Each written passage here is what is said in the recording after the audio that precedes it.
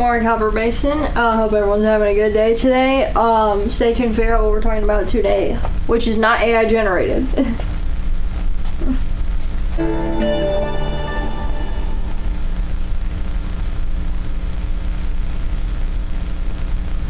Alrighty, so our high today is going to be 76 and our low is going to be 36. We have a normal high of 62 and a normal low of 41.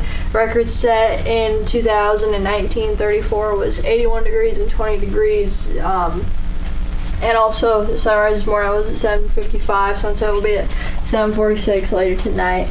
Still having trouble getting used to this whole time change thing, but you know, it happens. Next up on our hour-by-hour forecast, we have clear skies all day, and temperatures are going to be getting all the way up in the 80s and then dropping down in the 70s later tonight. So it's going to be hot. And next up on our weekly forecast, we have alert day Saturday and also some more rain chances on Thursday and Sunday. We have fire danger today also, so look out for fire. Temperature is going to be in the 60s, 70s ish, around that range. So that's it for weather today.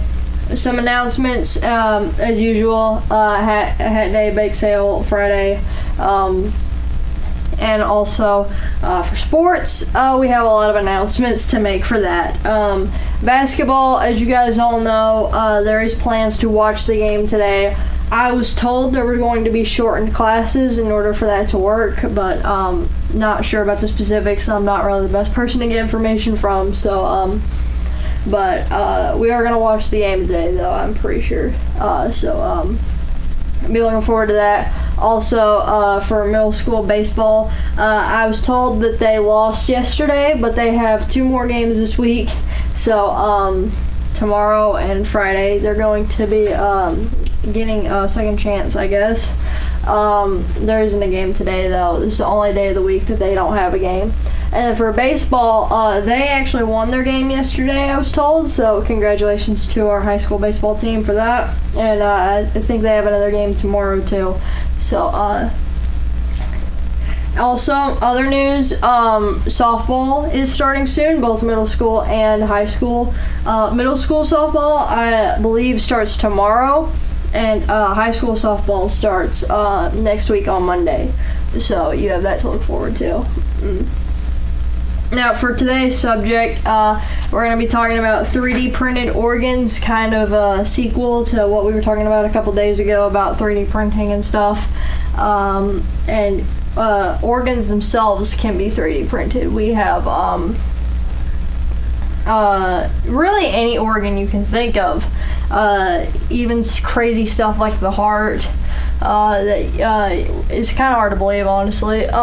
Apparently the first 3D printed organ was in 1999, so not that far away, but like still.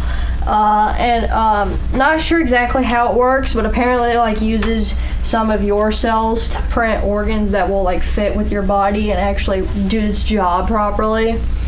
And this is great because it prevents a lot of problems that organ transplants have, like long waits for someone to even donate an organ to you. And also, if you actually get that organ, it'll actually work because it uses some of your own cells. And actually, I'm not a very good source on this information, so we actually have a video for today from CBS New York. It's a news report that they did on this, and they can explain it far better than I can, so I'll just let you watch that. We've heard a lot about 3D printing and all the cool gadgets the new technology can make, from shoes and clothes, guns, even art. But what about bones, tissues, and organs even? CBS 2's Dr. Max Gomez says that's actually happening as we speak. You're looking at what basically started out as a high-tech version of the inkjet printer you probably have at home, only about 1,000 times more sophisticated. You see, this 3D printer is actually making a living tissue, in this case a jawbone made out of live cells, and that's just the beginning. So we printed soft tissue such as muscle, and medium strength tissue such as cartilage, and we printed hard structure such as bone for both the jaw and the skull. But to accomplish these feats, Dr. Anthony Atala and colleagues at the Wake Forest Institute for Regenerative Medicine realized that it wasn't enough to just squirt cells out through the tiny nozzle of a printer that made for a squishy blob of cells that couldn't be surgically implanted.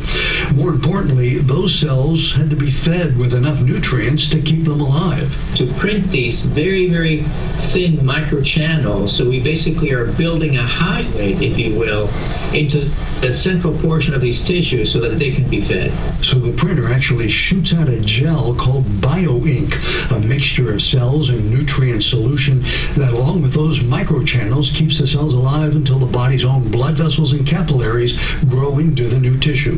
The bioink also solidifies along with the cells as it's printed, so it's firm enough to be handled and implanted, something that's already being done in animals. We planted these tissues in small mice and rats, and what we're doing right now is actually doing the long-term studies that are needed so we can take these technologies to patients.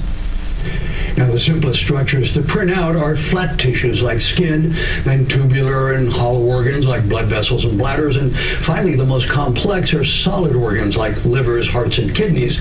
Those are still a ways off, but some of these made-to-order body parts are already a reality. You've seen some bone implanted in animals. You've seen those small ears actually implanted on the back to prove that they can actually survive.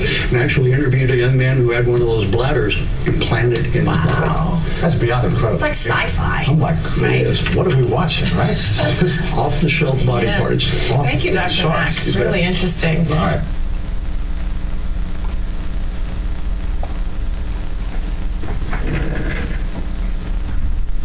So there you have that. Also for lunch today, we're going to be having, you have 3 options. You can either eat a cheeseburger, a hamburger, or you can get the salad bar. So, and also breakfast, we have no idea, once again. So, and there's no birthdays today either.